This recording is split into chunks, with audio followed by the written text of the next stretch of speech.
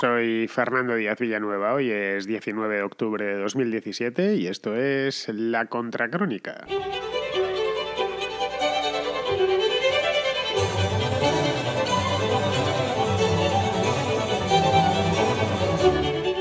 Este domingo hubo elecciones en Venezuela, elecciones regionales concretamente.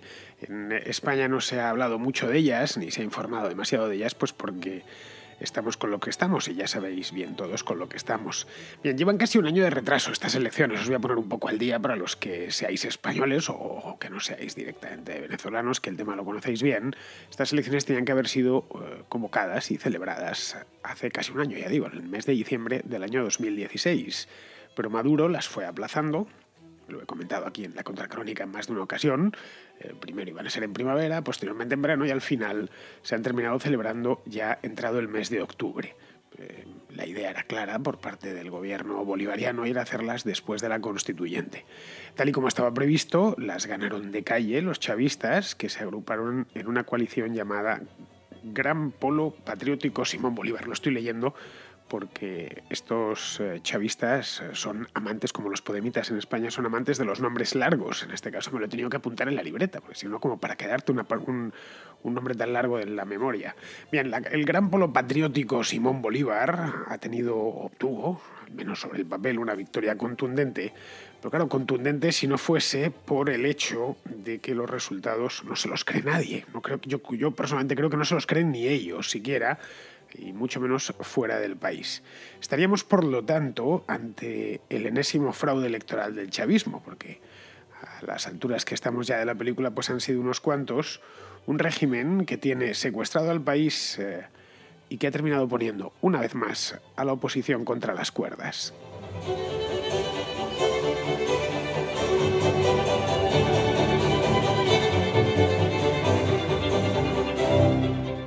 A lo largo del último mes he estado siguiendo bastante el tema de las regionales en Venezuela. Si no he podido, o no he hecho, mejor dicho, programas sobre este asunto, es porque la actualidad española viene tan cargada, de mes y medio a esta parte, que apenas da tiempo de tratar otros temas, aparte de los españoles, los que suceden por el mundo.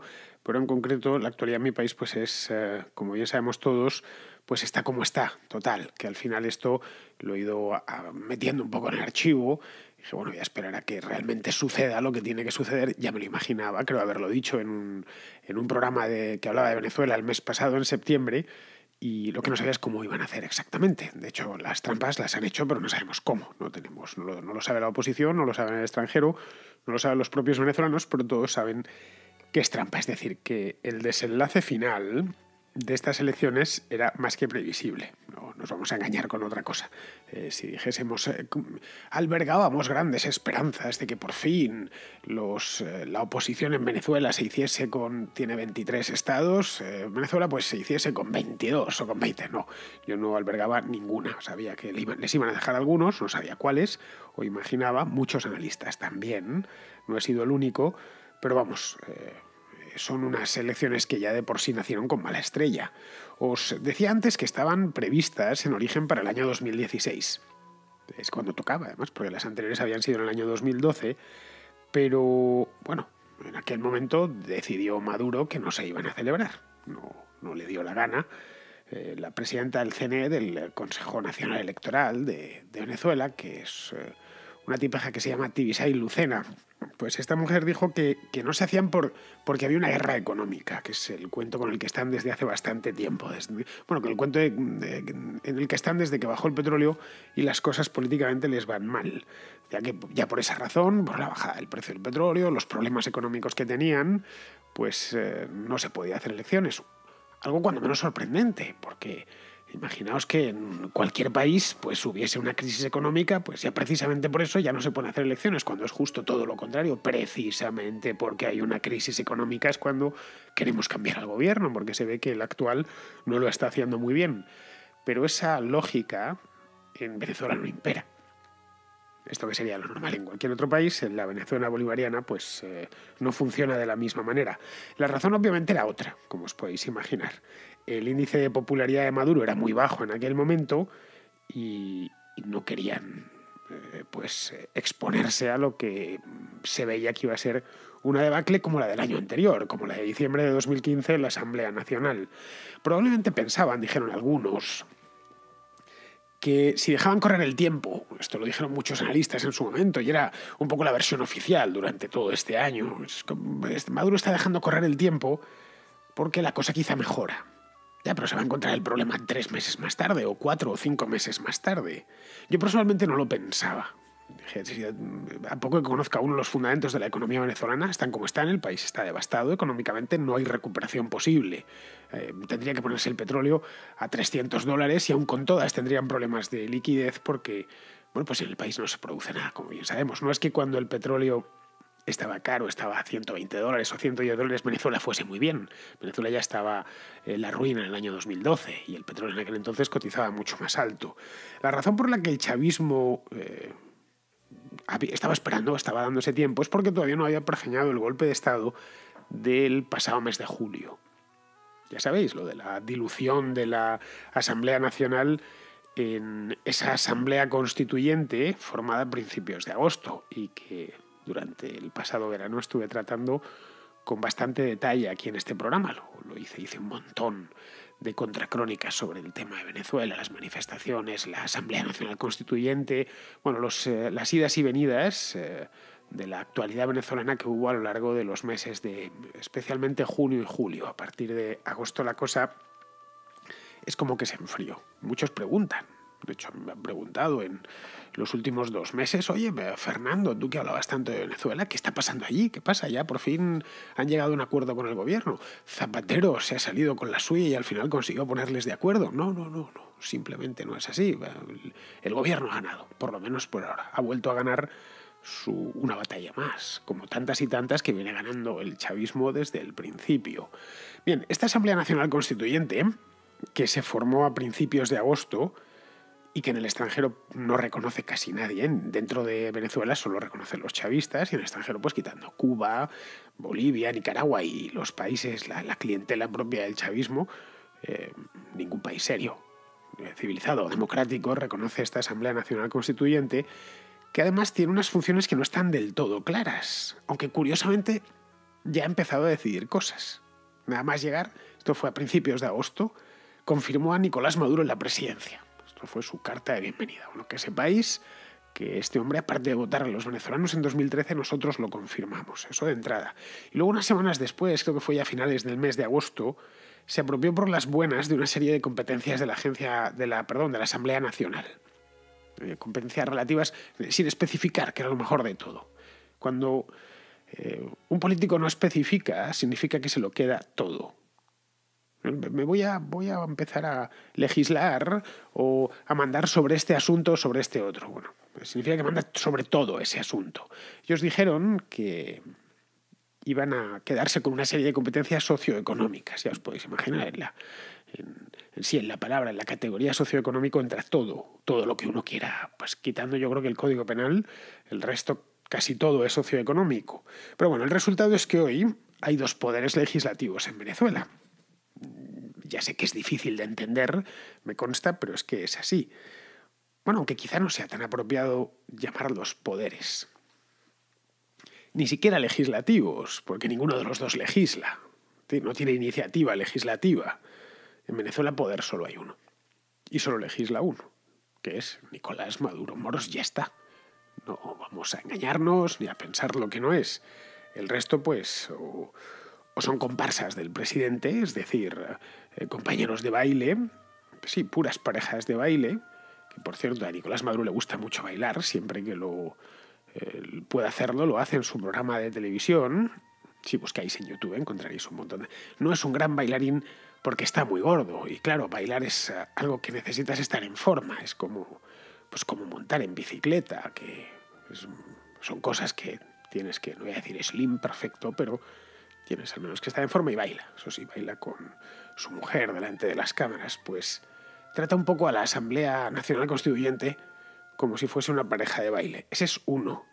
El otro es que no los utiliza de pareja de baile, aunque a veces sí también. El otro es poco menos que pues una comparsa inoperante, como pues el caso de la Asamblea Nacional, la de antes, la legítima, digamos, la que tiene legitimidad constitucional. Pues bien, así las cosas, lo de las elecciones de este domingo, pues era lo que parecía. Una simple estafa, la enésima del chavismo, por cierto, un maxifraude desvergonzado que, bueno, al menos a mi juicio, cierra definitivamente, o más que cierra, ciega definitivamente la vía electoral para los críticos al chavismo. Es duro de decir así, con estas palabras tan tajantes, pero creo que es así. Y no soy el único, además, que lo piensa. La mayor parte de analistas que he podido leer, especialistas en temas de Venezuela y demás, coinciden en lo mismo. El ciclo electoral se ha terminado cerrando. Venezuela es ya propiamente una república popular. La república popular con las hechuras propias de las que había en la Europa del Este durante la Guerra Fría. Ese tipo de repúblicas populares, no una república popular en la acepción de popular de que la gente la quiere, no, en absoluto. República popular o socialista, como queramos llamarla. Es decir, una dictadura a la que, bueno, le quedan todavía algunas tareas pendientes para consolidarse del todo, pero que va por muy buen camino. Se le queda, por ejemplo, terminar de cooptar la Audiencia Nacional o cerrar la Asamblea Nacional o cerrarla, que es un poco la idea que tienen, sustituirla por la Asamblea Nacional Constituyente, que es constituyente, pero cuando terminen de constituir, es decir, cuando tengan la Constitución, crear una nueva Asamblea Nacional, y la antigua, la anterior, la que actualmente existe, pues desaparecerá. Eso es una cuestión de tiempo. Y la otra es proscribir definitivamente a los partidos opositores. Es decir, todavía se pueden expresar, todavía se pueden presentar unas elecciones como las de este domingo, y bueno, creo que han sacado alguna gobernación, pero poco más. Pueden sacar algún municipio, pero que no tienen ninguna posibilidad de tocar poder real, ni muchísimo menos de cambiar el gobierno, vamos, ni de lejos, hoy por hoy, quiero decir. La proscripción de estos restos de democracia, pues es una cuestión, no sé si de meses o tal vez de unos pocos años, pero vamos, que van por ese camino.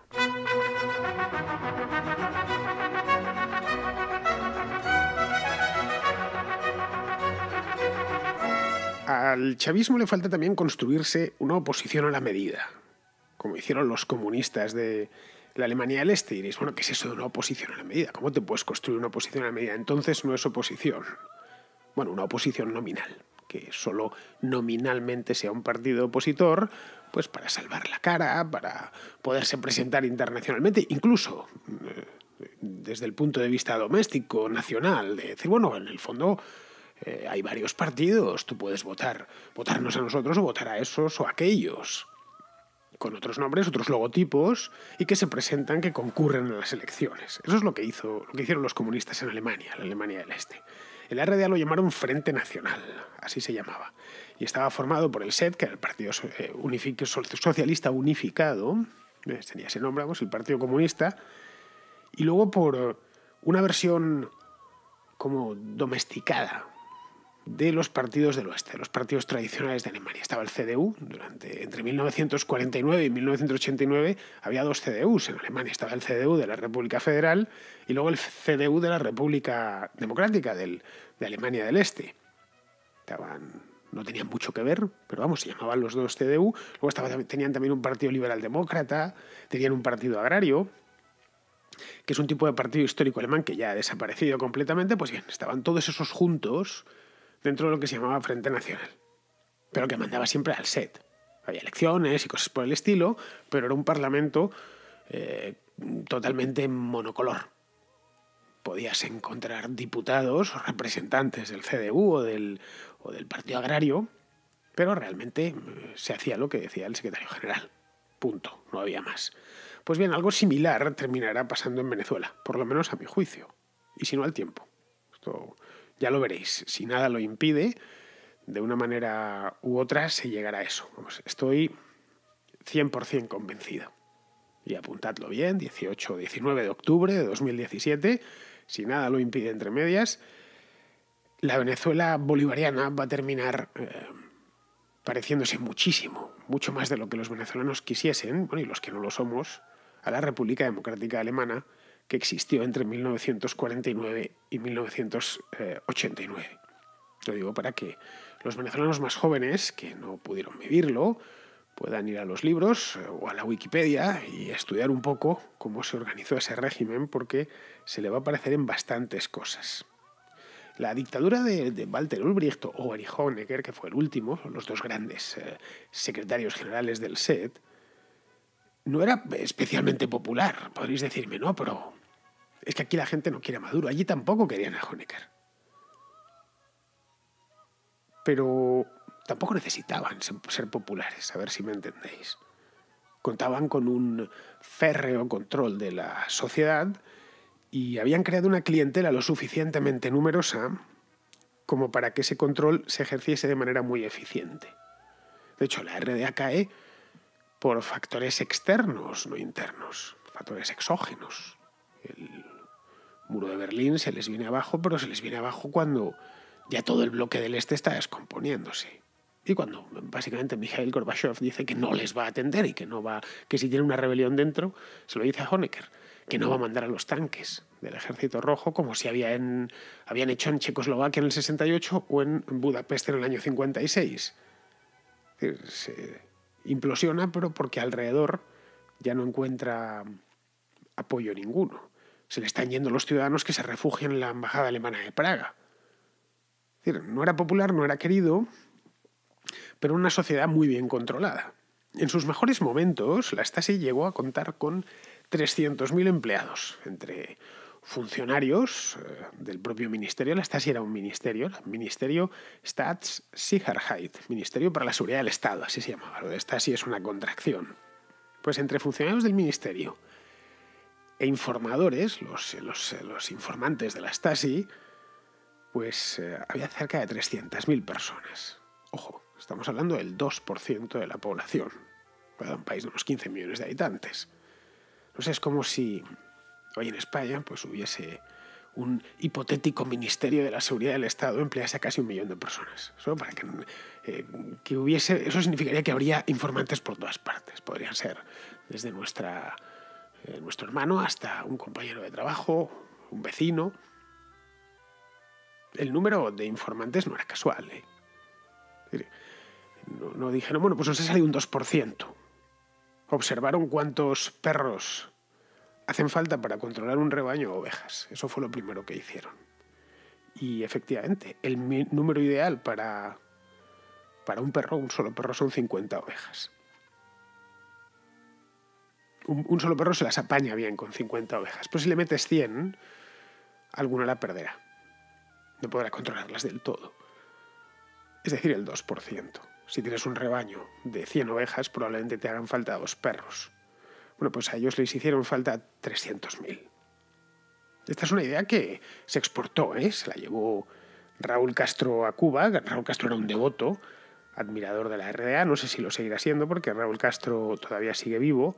Bueno, y de ahí ha saltado a Venezuela. Es decir, que podríamos asegurar que hoy los venezolanos disfrutan de tecnología alemana. Pero eso sí, de tecnología alemana de la peor clase. Bien, con todo, y dejando esto a un lado porque la cosa va por esta vía, no han conseguido finalizar el trabajo. Es decir, todavía no han llegado aquí. Aunque les gustaría estar ahí, pero todavía no han llegado aquí. A los opositores en Venezuela todavía les queda algo de voz. Esta es la realidad, que se terminará de apagar tan pronto como la Asamblea Nacional Constituyente alcance su objetivo de dotar a la República de una nueva Constitución, que es lo que están buscando y por eso se llama constituyente. Esta vez ya abiertamente de tipo totalitario, que bueno, camuflará luego sabiamente tras una tupida cortina de verborrea populista. Bueno, esto no es una república comunal, empezarán a meter palabras nuevas o palabras inventadas. Ya sabéis que para estas cosas los populistas, especialmente los de izquierda, se las pintan solos. Tienen una facilidad para el neologismo que, vamos, que ni los poetas del siglo de oro. Llegados a este punto y viéndolo el panorama como está, pues nos quedaría preguntarnos qué salidas le quedan a los venezolanos que no pasen por la inmigración, es decir, por irse en masa del país, como hicieron los cubanos en el año 60, o por la violencia, que nunca es recomendable, y menos frente a un régimen que ya por sí es violento y está fuertemente armado. Pues yo creo que sinceramente pocas, muy pocas. Pero vamos, nunca debe perderse la esperanza. Se dice, la esperanza es lo último que se pierde, efectivamente, es lo último que se pierde. De entrada tienen, y esto para empezar antes de nada, tienen que recuperar la iniciativa, como la tuvieron brevemente entre los meses de abril y agosto de este año. Recuperarla. La oposición tiró del carro durante esos meses. El gobierno iba a remolque y estaba a la defensiva. Bueno, pues en agosto no sé qué sucedió, que el régimen se rearmó y dio la vuelta a la situación. Desde entonces, pues, todo se ha conducido de una manera, no sé si hábil, pero sí, en algunos puntos con bastante habilidad, pero sí muy determinada y muy firme desde Miraflores.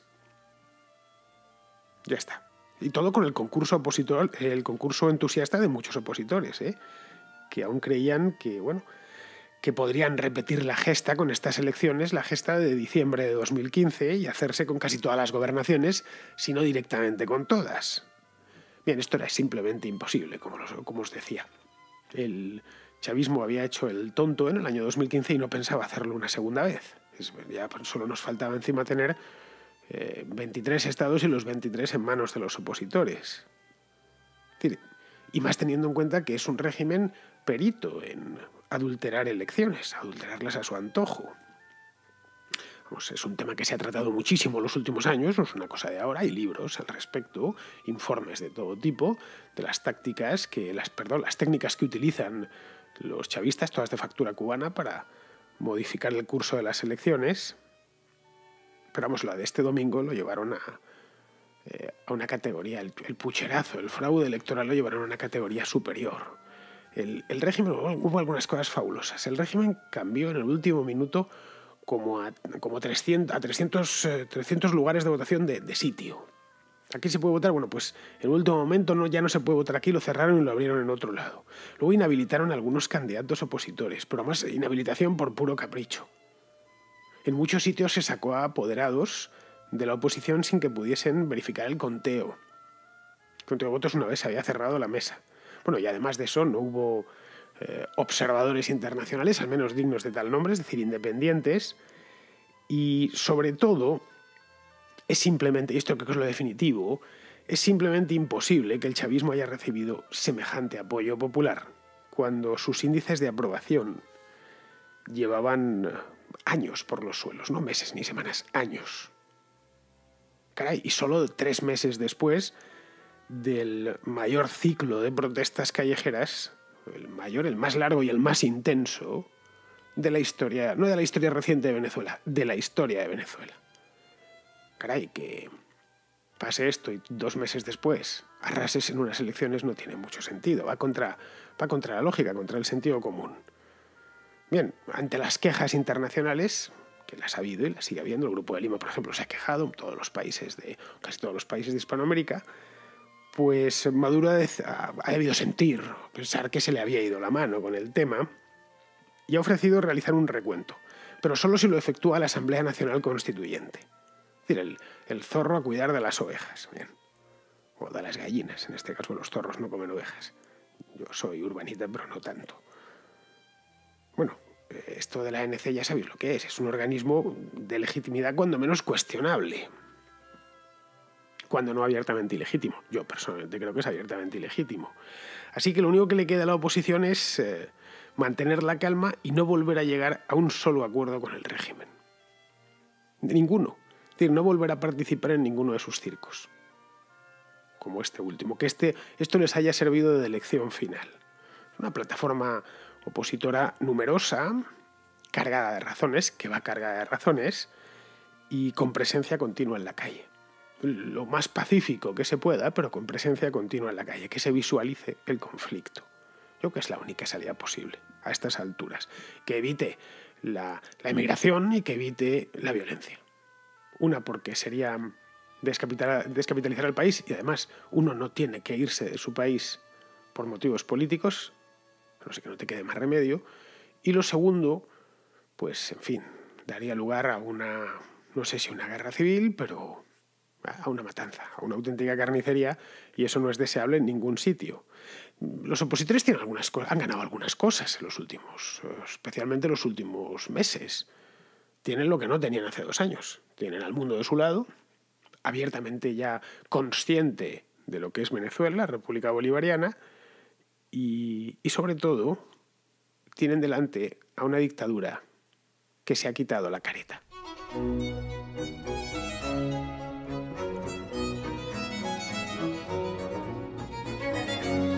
Iván, que es un oyente de Asturias, tiene una cuestión sobre el IVA, sí, sobre el impuesto, sobre el valor añadido. Estuve hace poco en Canadá y Estados Unidos y vi que allí en los supermercados las etiquetas con el precio de los productos no incluyen el IVA.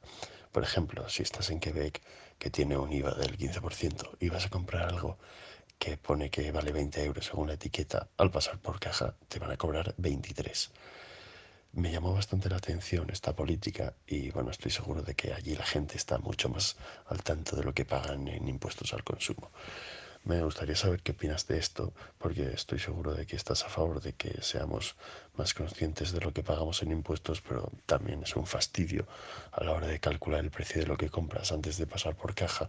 Si además de sumar varios productos, tienes que estar teniendo en cuenta el dichoso porcentaje y teniendo que sacar la calculadora del móvil. En España, Iván, no es que lo pongan con IVA, que lo ponen siempre con IVA, es que por la cuenta que les trae lo ponen con IVA, porque está prohibido poner los precios sin IVA. Los precios de venta público, los PVP famosos, los entre mayoristas, sí se puede. En otras partes de la cadena de valor los precios van sin IVA. Las empresas lo saben porque el IVA se va repercutiendo hasta bajar al consumidor final, al público, ¿no?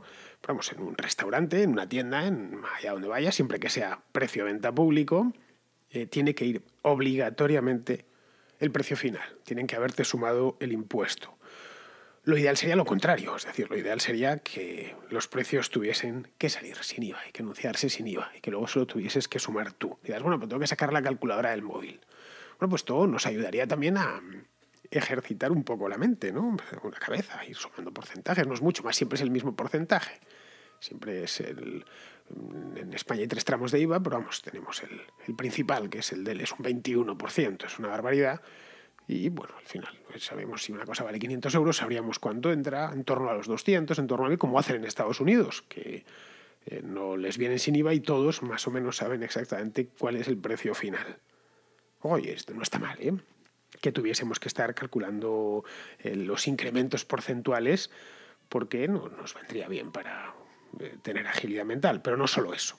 Es decir, lo principal es que sabríamos exactamente cuánto nos quitan estos ladrones. Eso es lo principal. Es decir, percibiríamos que el pago de impuestos es real.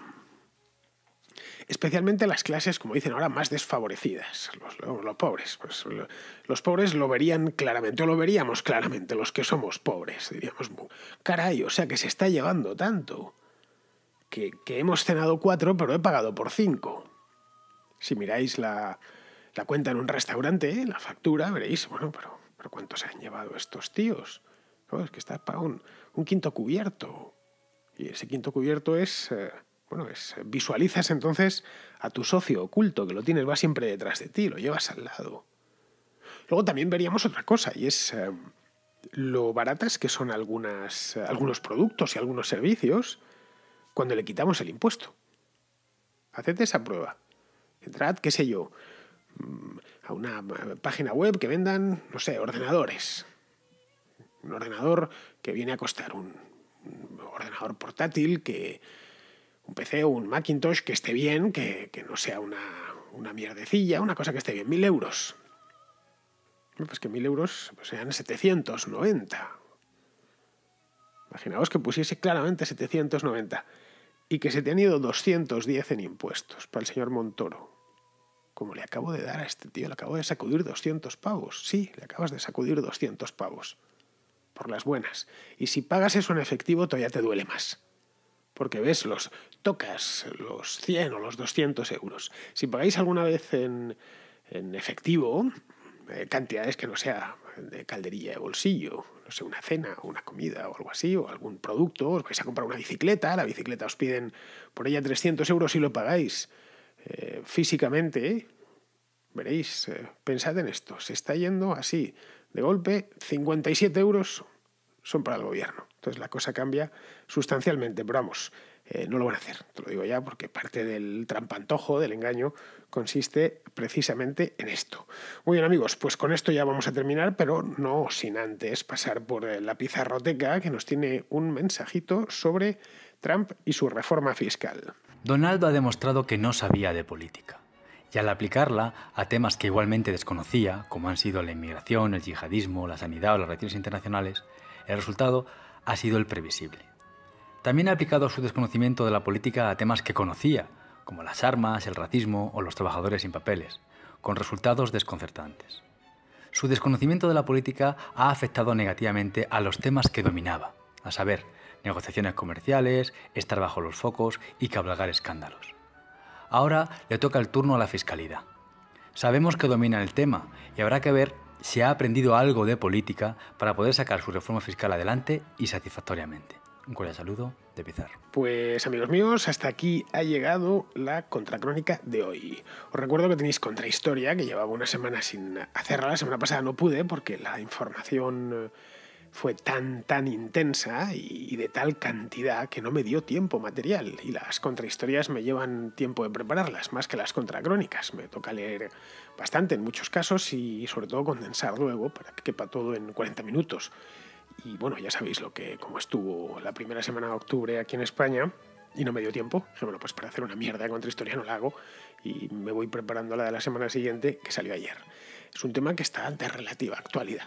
Es sobre el año 1640, que se produjeron varias sublevaciones, no solo en España, sino también en Nápoles y en Sicilia, pero contra el rey de España.